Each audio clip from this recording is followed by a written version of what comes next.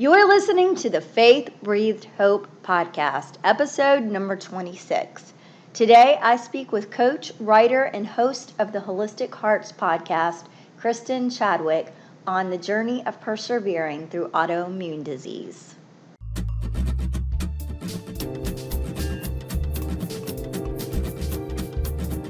Welcome to the Faith Breathed Hope podcast, where we gain inspiration and motivation from others who share their touching stories of renewing hope and discovering purpose in any circumstance. I'm your host, Christina Reisinger, and today we will be encouraged by another tremendously inspirational topic that will embolden you to release fear, begin taking small steps forward, and move into your God-given purpose to live and serve in this life. Join me for today's story.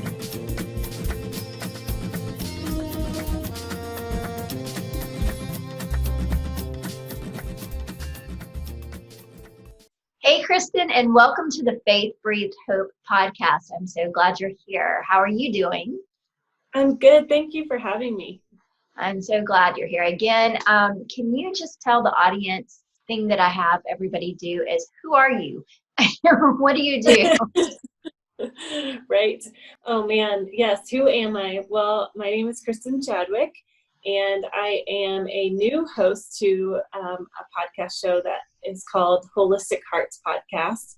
I have been in the podcast industry for about 4 years as a producer, and just recently stepped out into my own journey and story and wanted to share it. And along with that, I am a coach and a writer and lots of different many things. Wear all the hats, right? A lot of us do. Right. Yes. Do all the things. Yes. Okay, so Kristin, today you and I both know this. So I want to tell the audience that we are here to discuss autoimmune disease and the journey of perseverance through that. So Can you start off by telling everyone your story? Absolutely. Yeah. So also who I am is a mom and a wife. And so about 10 years ago, I was pregnant with my second kiddo and had a great pregnancy. However, I found out at the very end that my dad had cancer. And it was just a really traumatic experience of just learning that this dad, who was very strong and a marathon runner, would ever get sick. And so it really rocked me to the core. And I gave birth to my son. He was healthy. However, I was not thriving. I continued to lose weight, and which was great until it was way past what I wanted. And went to the doctor and found out that I had celiac disease. And that was just the beginning of a long journey of different health issues, and all kind of correlated around autoimmune. And so my story is one of really, once that hit, a journey of really discovering who I was when I wasn't at my 100%, and my whole world of, at that point, I was a personal trainer, and I did all sorts of intense workouts all the time, and I couldn't all of a sudden. And so it was a big identity shift for me of, okay, what I could do at one point now actually hurts my whole body. And so it was a big crusade of like, we're going to fix this and I'm going to find healing. And so a big part of my journey was going from doctor to doctor. And I went all throughout the medical field because along with the celiac, there was another mysterious symptom that came along where every month I would get this bizarre, mysterious rash.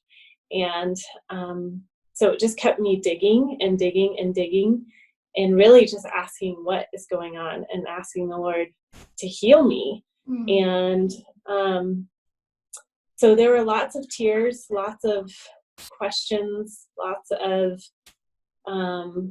feeling like for about 2 weeks out of the month that I was on top of the world, and then getting slammed in the third week and not sleeping and having this rash and just desperation, tears of I'm exhausted. I can't do what I love to do anymore.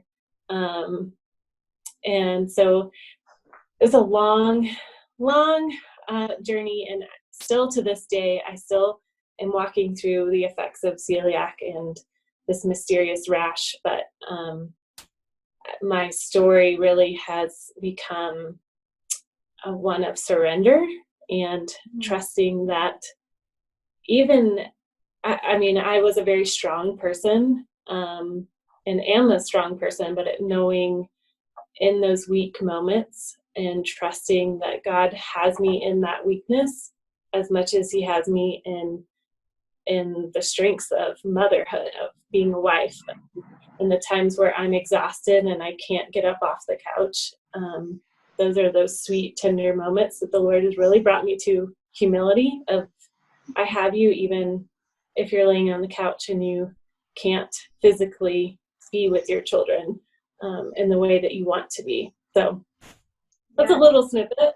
Yeah. And so I love having these kinds of conversation because and what drew me to you was this story, because I told you before, after my daughter passed away in 2016, I went through something, not celiac disease, but something that could look like an autoimmune thing where in and out of doctors constantly. And I'm sure there's some audience members out there that can relate, where something's not right, you don't feel good, you're exhausted for no reason. You're, like you said, you were normally fit and you worked out a lot. And I'm the same way. I ran and danced and, just feeling like you just can't go on is not normal for someone who's still fairly young. And yes, we have children that we have to keep up with, but right. It's that mystery and frustration,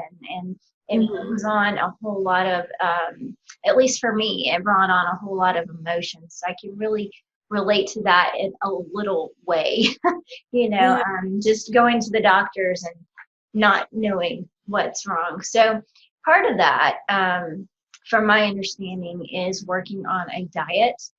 And so, we have a little bit of, experience with that. I told you one of my children is going through this. And so this is a big time gluten-free zone, right? Yes. So can you talk a little bit about, what it's like to go from being able to eat the things that you love to all of a sudden finding out that they are not loving you back? Right. Yeah. And that's been a long road too. I think from the very beginning, it wasn't hard for me to switch only because I knew how sick I was. It's more of stages of, okay, well, I can't eat gluten-free, and that's okay. I can control that as much as I can.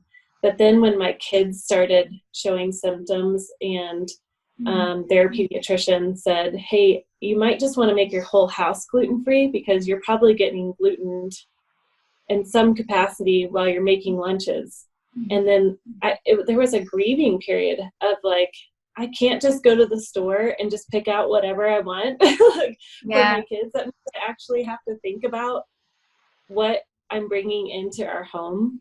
And so there was a long time of just being frustrated that there wasn't a lot of options at the store, especially 10 years ago.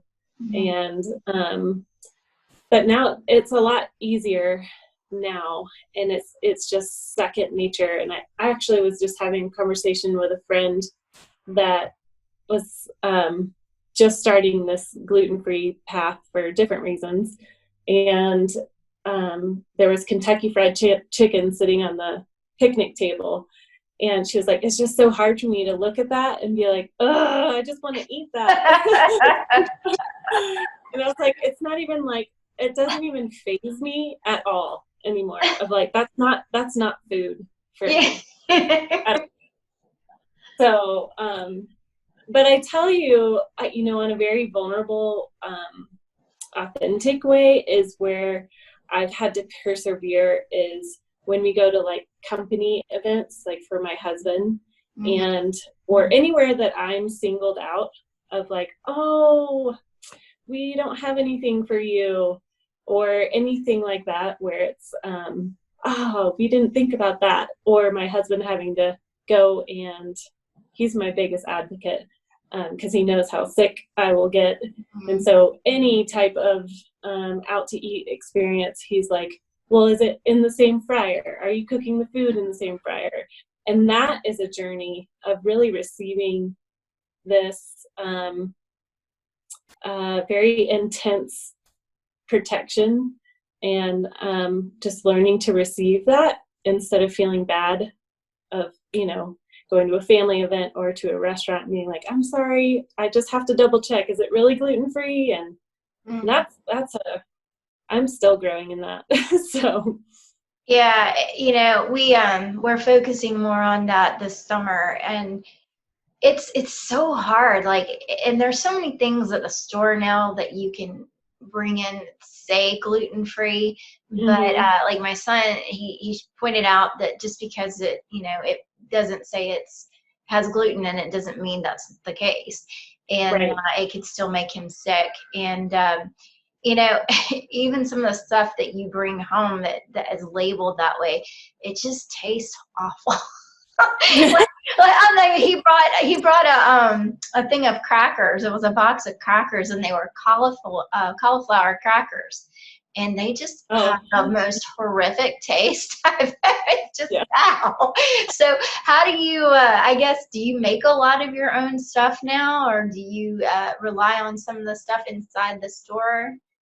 Yeah. Well, we really are pretty basic. I mean, there is a lot of options that are gluten-free, but if you stick to fruits and veggies and meat, I mean, that's basic. And as much as, as my kids are getting older and they want the like go-to grab snacks, I definitely have to be careful of what they're choosing. And my daughter, she's 13, and we're just getting into that, like, oh, I just want to eat pizza with my friends. And she really has a severe reaction as well. And that's just hard. I mean, you're dealing with teenage, like, I just want to do it my way. And then they pay for it.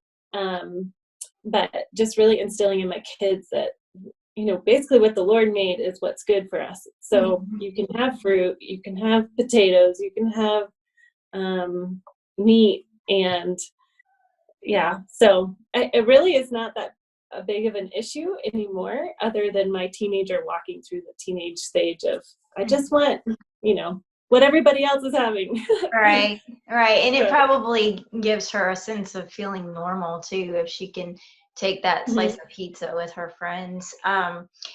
So when you're trying to navigate this, I'm guessing it's more difficult with the kids. Like, you have younger kids as well? I do. So I have a 13-year-old, a 10-year-old, and twin boys that are 9. Okay. How are the younger kids doing with it? Is it something that, like, they say, well, my friends at school have this and we traded, or, I just want this? No, they're pretty good. They are more on board, I think, than my 13-year-old. My one in the middle, he can't have food dyes either. And that has been a big struggle of just him sneaking food dyes, which I get it. I mean, you just want to be a kid, and yeah. Sometimes you want those fruit snacks, right? Right. Exactly. Yes. So did you notice that? So you said that yours was triggered by the grief that came with finding out about the cancer. Is this something that comes on like with a rite of passage? Like you said that your daughter's 13, so becoming a teenager, maybe with a surge of hormones. Do you know anything about that? Yeah. So typically with autoimmune, it can be, you can have the gene for it, and then something will trigger it. Stress, a big life event. It could be hormonal, like what you're saying. Actually, for my daughter, when we found out that she had it, she was in first grade, and something around that time period, it was really interesting. The way we figured it out with her was I was watching her, she did gymnastics, and her tummy, this sounds awful, but like I could see her tummy get bloated more and more, and she's tiny. So she was like tiny, and then she had this little bloated tummy, and then really dark circles under her eyes. And it was just like this, oh, you know what? She might be really struggling. And so, yeah, I mean, who knows with that instance, because first grade, I don't feel like there's much going on hormonally. But but usually it's a trigger of some sort of big event or traumatic event. Mm-hmm. Okay. Yeah, I could see that. Like I said, with Isabella, actually mine probably even started after I had her. She was my fourth child, and I have not been diagnosed, so I don't want to claim anything, but I did definitely had a lot of symptoms. But I just figured it was something like a combination of getting older, having too many kids, you know, coming to this place where, you know, I don't know, I'm too young for menopause, but, you know, not too young, you know what I'm saying? So, and then on top of that, all of the grief. So I think that stress causes a lot of things to happen with our bodies that we just don't understand. You know, so you had mentioned when we were talking about being able to fix this, do you feel like you needed to fix yourself because you were not, you know, supposed to be like this? This was not normal for a woman that was your age and healthy and fit? Or can you talk a little bit about that? Yeah. So more than so yes, in the beginning of my journey of knowing I had celiac, then I had part of my story is when I was pregnant with twins was when this mysterious rash appeared, which seemed like the pregnancy rash called PUPS. And then as soon as I had the twins, it went away until my regular cycle started. And then it's been with me ever since that point, every month. And so when that started happening, yes, I was very much, I have to fix this. What is going on? And I mean, I researched in all hours of the night, like, what the heck would this be? Why would there be a rash on my feet every month? And, you know, you just get in trouble as you go on the internet and go down these rabbit holes of, you know, everybody has some sort of weird rash, apparently. So so I went from a very like charge, let's go after this full force. Let's not ever eat sugar. Let's not ever, you know, let's try all of the diets to see what's contributing. I really was going after what was the reason why. And there was a lot of just fix the symptom. Please just fix the symptom, because not only was it a rash, but it also was making me not sleep for about 5 to 7 nights every month. With the rash, I really had a hard time sleeping every time that it would come every month. And so in that, I would be so desperate for an answer to help just take it away. I just needed to get the symptom away. And so for, you know, 2 to 3 weeks every month, I would be all about, you know, I'm eating well, I'm doing this and that for my body, and I'm trying to take care of my body, and then slam, like clockwork, 7 weeks before my period would start, I would get this rash and I wouldn't sleep. And so it was just this over and over again, just slap in the face of like, nothing you're doing is working. And so my husband actually said to me as I was crying one night about 4 years ago, and he was like, hey, babe, I wonder if it never goes away. Do you think you'll be okay? Aww. And I was, no. No, of course not. This is awful. Yeah. This is terrible. Wow. But that question, as much as it like was such a like dagger, in my crusade of like trying to fix it was such a pivotal moment of like, okay, if I'm never healed, if what I'm doing is not working, if prayers aren't working, if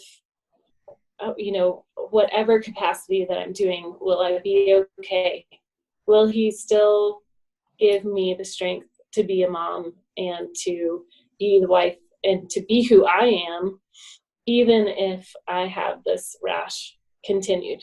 And that was a huge shift for me of just acceptance of, you know what, I will continue to pray for healing. I will continue to do what's best for my body and to dig in deep. And I will accept whatever he is allowing at this point. I personally do not think that God gave this to me.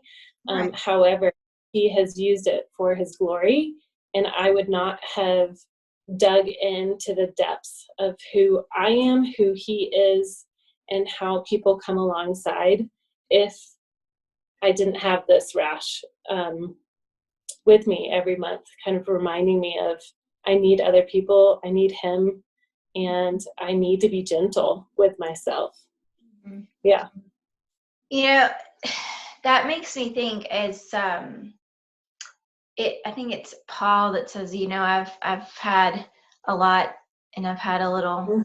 So I think that he puts us in or allows us to be in those situations just so that we know that we can trust him and we can be comfortable in anything, because we have so many things in this life that we experience, our circumstances. We can't control those things, but what we can control is the choices that we make going forward from those experiences. And one of those choices is to trust the Lord and know that he has something good coming out of it, even though we can't see it. Right. Yes.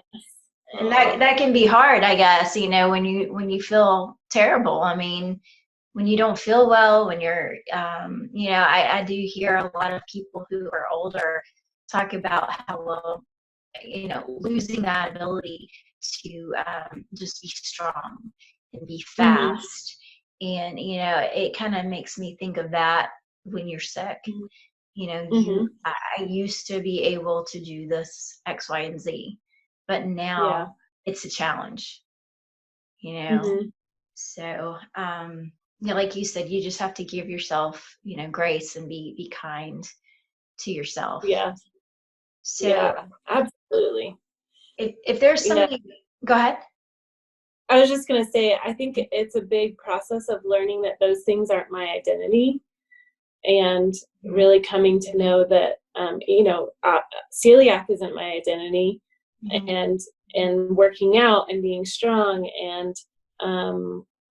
and all of those things weren't my identity either. And I think that the stripping away of that is the whole part of that process of, man, even if I'm laying on the couch and I'm choosing to rest in him, that's way more important than, my kids seeing me go run a half marathon. So, that pruning process.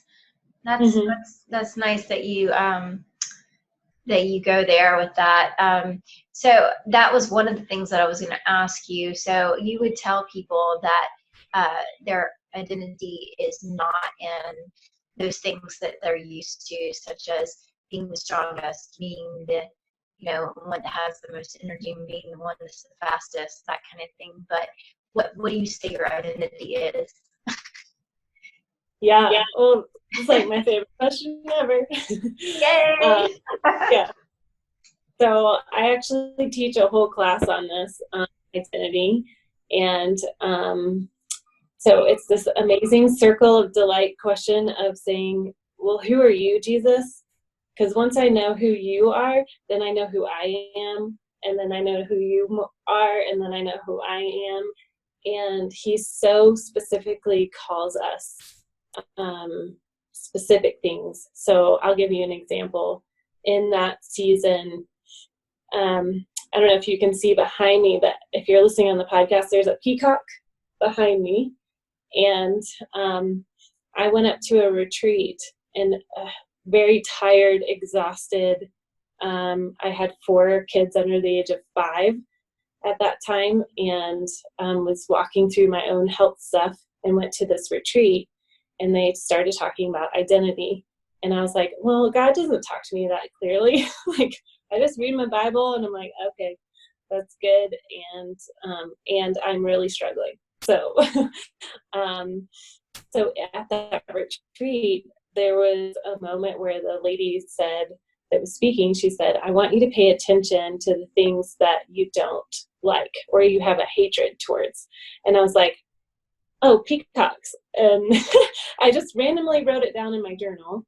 And then later on, I went to go do, there was like a scrapbook paper table where you could decorate your journal at one point, and there was a peacock sitting on there, and I was like, huh, okay. So I just stuck it into my journal, not thinking anything about it. And about 4 hours later, we did another talk, and they handed out a little prayer, and on the card was a peacock. And I was like, what the world is going on? So I stick it in my journal again. And then at the very end of the night, they were passing out these like prayer scarves. And the lady said, I feel like the scarves are for everyone, but there's one person in particular that is not going to get this scarf. Somebody else has a scarf for that person. And she just was really in tune with the Holy Spirit. And this other lady popped up and was like, oh my gosh, I'll be right back. And so she goes to her room and she comes right back out, and she's holding a peacock scarf. And I was like, that is totally mine. So oh, wow. There's such a, like, at that pivotal moment was this aha moment of there's something about the peacock that you're trying to tell me.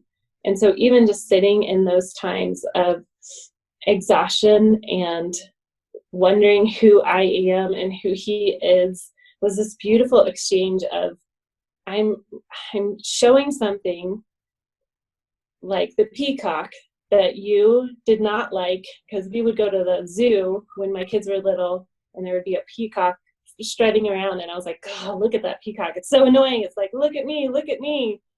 And he was like, but I'm showing you something. And so over I don't know, 7 years, he showed me so much about I am his peacock. I have many colors to show, and I have many feathers, and just sitting in that in itself of that identity of he calls me beautiful, he calls me bold, I am his daughter, and I am here to show off what he has created me to be. And that was such a grounding point for me in my journey with sickness, because man, that can feel like your whole world of like, this is all I am. I just get sick every time I eat out. And, you know, when I can come back to, no, I am his favorite. I am his peacock. And even if I am not feeling bold and feel like strutting my stuff, he has called me to do that in my spirit. So so that's a huge turning point in my journey. That's a really cool story. For those of you who are listening and you hear all of the matter of chaos in the background, we have dogs, we have kids. It's still, we had the corona or the COVID-19, and now we have summer, so I apologize. But yes, so I love that. This past year, one of the things that I love to share is that someone told me that you do not find your validation in other people or other things. You find your validation in the Lord.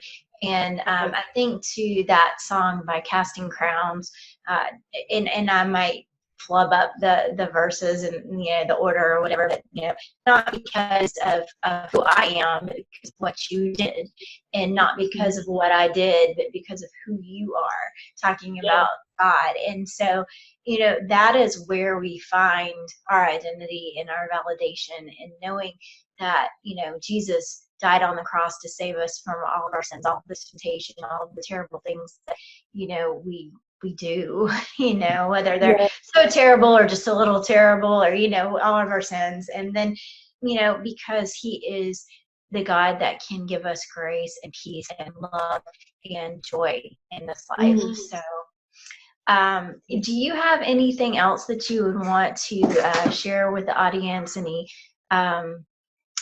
words of encouragement for people who are maybe just now figuring out that they may have an autoimmune disease and they're struggling with, all the emotions that come with that? Yeah. Oh, man. I would say I see you, and it is hard. And what a great opportunity to dig in to your own story and to lean into him. I think that would be my biggest advice, is just really lean in. It's a huge opportunity to really live your life to the fullest. And he said that we are called to live abundantly. And what does that look like when physically we are unable to, use our bodies the way that we think that we should use them? And just going back into that identity of leaning in to who you are and what he's called you to do, and just being fluid with what he's teaching you, and lots of grace. Yeah, lots of grace. Mm-hmm.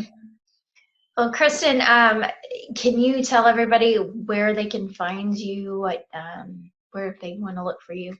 Yes. Yeah. So you can find me on Instagram or Facebook at Kristin Fields Chadwick.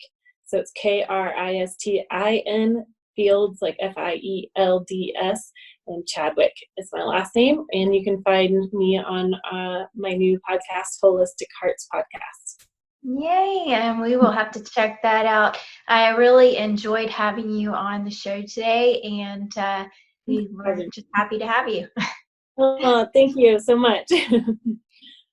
For those of you who are dealing with, the emotions that come with an autoimmune issue, please feel free to reach out to Kristin or someone else who is there to listen. We hope that you continue to be blessed and bless others, and I'll see you next week.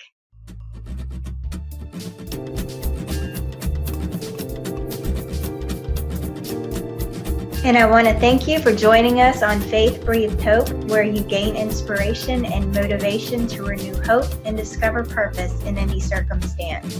Please like and share this podcast and give us a review on iTunes. Be blessed.